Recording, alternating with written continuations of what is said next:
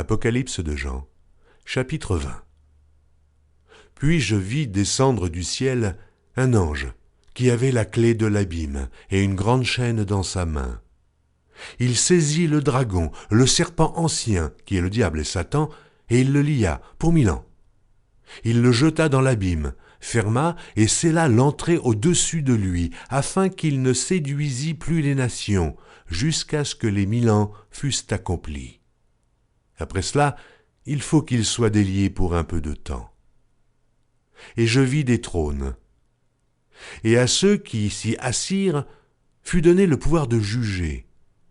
Et je vis les âmes de ceux qui avaient été décapités à cause du témoignage de Jésus et à cause de la parole de Dieu, et de ceux qui n'avaient pas adoré la bête ni son image, et qui n'avaient pas reçu la marque sur leur front et sur leurs mains. Ils revinrent à la vie, et ils régnèrent avec Christ pendant 1000 ans. Les autres morts ne revinrent point à la vie, jusqu'à ce que les 1000 ans fussent accomplis. C'est la première résurrection. Heureux et saints ceux qui ont part à la première résurrection.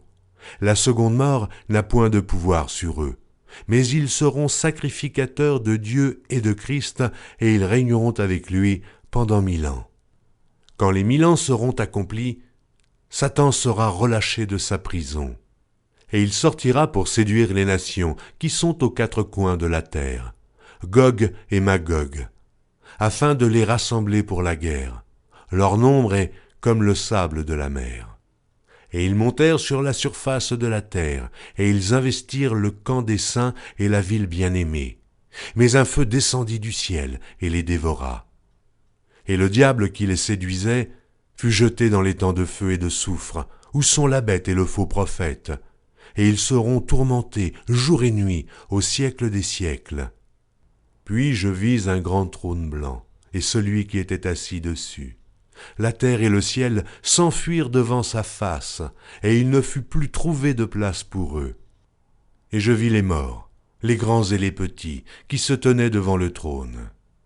Des livres furent ouverts, et un autre livre fut ouvert, celui qui est le livre de vie. Et les morts furent jugés selon leurs œuvres, d'après ce qui était écrit dans ces livres. La mer rendit les morts qui étaient en elle. La mort et le séjour des morts rendirent les morts qui étaient en eux, et chacun fut jugé selon ses œuvres. Et la mort et le séjour des morts furent jetés dans l'étang de feu. C'est la seconde mort, l'étang de feu. Quiconque ne fut pas trouvé écrit dans le livre de vie fut jeté dans l'étang de feu.